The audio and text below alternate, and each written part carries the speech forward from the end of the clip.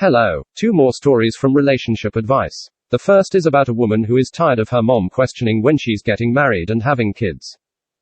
The second is about a woman who accidentally hit her boyfriend and past trauma in his life caused him to have a worrisome response. Don't forget to like and subscribe.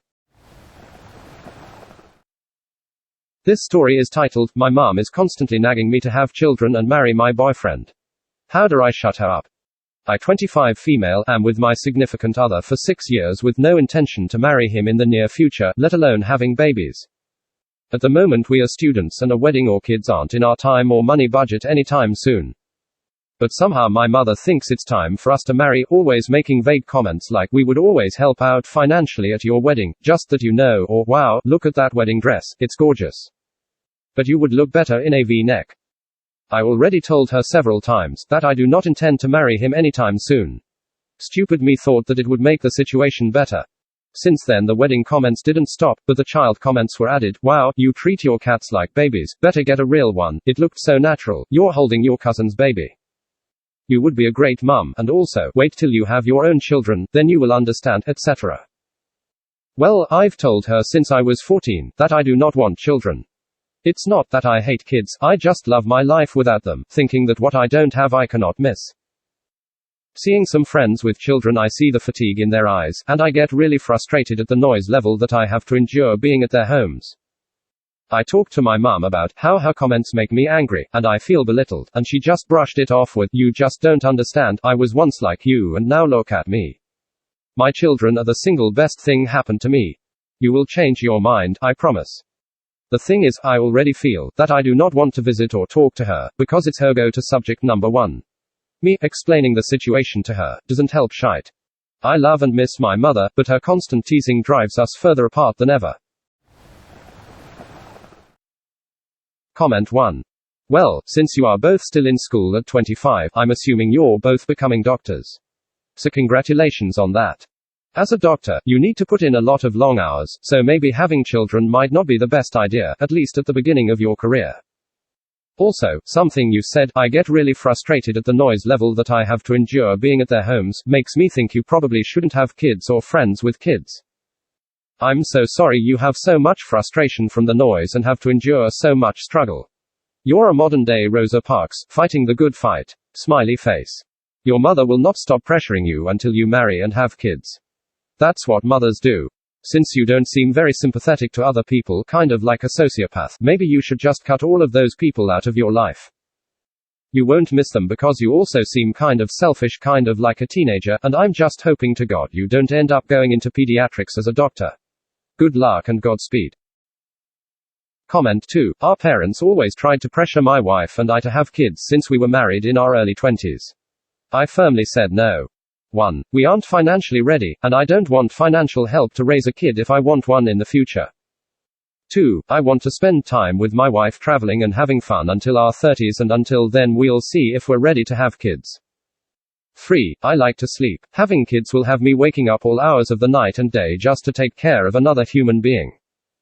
4. I want to achieve all my goals I've set during my adulthood, but still our parents would keep on nagging. All I know is that won't stop nagging like you kept on nagging when you were young to have a toy. All you have to say is no. Not yet or no. I'm sorry, but that would change my priorities in life. Comment 3. I suppose the best thing to do is just tell her outright. But if that won't address the situation, maybe highlight how she's making you feel by putting an embargo on contact until she realizes that you're living your life the way you want to and you're not mommy's little girl anymore. Live your life at your own pace and tell your mom she either needs to respect that or you'll maybe reduce communication with her until she stops belittling you and your relationship. Comment 4. I tell my mom that whenever she brings up kids that I push back the time we start considering it by 1 year. After a couple of times I told her we're at 37 right now. If you keep asking, I'm going to be past my childbearing years. I did the same to my grandma. I no longer hear about children. Comment 5.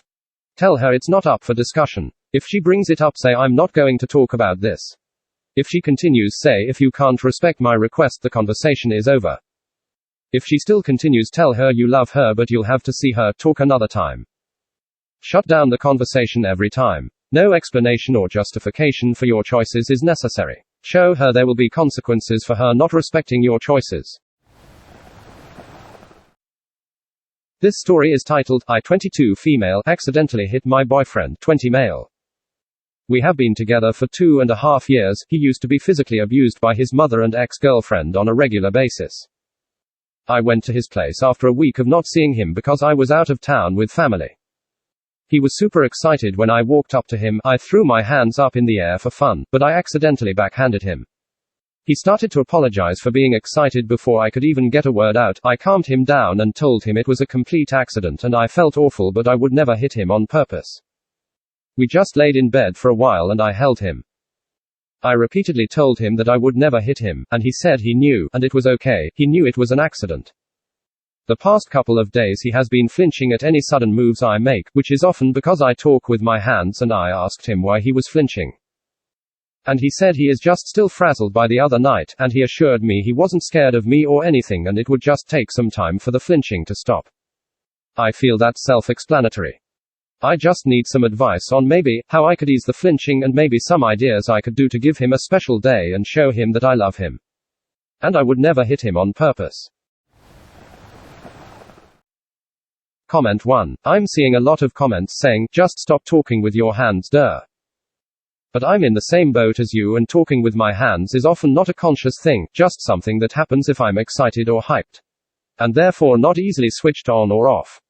My advice would be to try to be a bit more focused and concentrated on your replies, so you can be deliberate with your hand movements. Give him the time that he needs, but do your best to show him that you're trying and taking his feelings into consideration too. All the best to you guys. Comment 2. Control your hands. Touch him often, but slowly and in a controlled way. Bring your hands towards his face or neck to caress him, unless he hates that. When you're bubbly and excited and can't control your gestures, interlace your fingers behind your back for a while. You want a lot of positive experience associated with your touch and not a single negative one. Also, your boyfriend should probably seek counseling to work on his childhood trauma. Comment 3. Wow, that poor guy immediately went to apologizing like he did something wrong. Having something like that happen must have been heartbreaking for both of you. All I can really recommend is when you're near him, try making slow, calm, deliberate actions around him and give reassuring touches if you think he'll be comfortable with it. Eventually he hopefully will feel more at ease. If enough time passes and he seems like he's getting better, you can probably ease back into moving at your normal pace. But this is part of the territory of being with someone who was the victim of abuse. The problem is it's something deeply traumatic he thought he was going through again, and saying you didn't mean to probably won't fully reach him even if he verbally acknowledges it. Also, with his past relationships his abusers probably also said they didn't mean it. Good luck. I hope you guys can work through this. Comment 4. It will just take some time and reassurance. I was abused by my dad. My husband and I have been together for 12 years. About 4 years ago my husband and I were having a rough morning. I was running late and struggling to get my youngest son into the infant carrier and trying to do it on my own. He came over to me very quickly and started to adjust the carrier and it jostled me slightly. I lost it. I started yelling, "Don't touch me like that." I was crying and scared. And he got scared too and literally just left our home. I don't yell and he doesn't anymore either. He used to yell at video games, but because of my trauma he stopped because it scared me. It had literally been like 8 years since I last felt that way at all about him, back when he would yell about his video games. Trauma sneaks up on you sometimes. I got to work, and my boss could tell I was not myself. I explained the situation and cried because I felt terrible because I knew I scared him, and he wasn't responding to my texts. She told me to go home and spend time with him and relax, and basically the same as I'm saying brains are weird. For context, I work in childcare. My son was coming to work with me at the time. My boss and I talked about trauma and brain development, and then she consoled me a bit. I went home and he was shocked that I took the day off, lol. But we just spent time together and had a nice day after the fact. And now he just doesn't invade my personal space if I am anxious or hyper-focused on something. I have also been diagnosed as having had PTSD but took cognitive behavioral therapy, which helped a lot. But sometimes things just live in our body as well as our minds. So, if we feel like our bodies are in danger, we go into fight, flight, freeze or fawn. Try to ask him if he knows of any triggers that he may have, and just be empathic.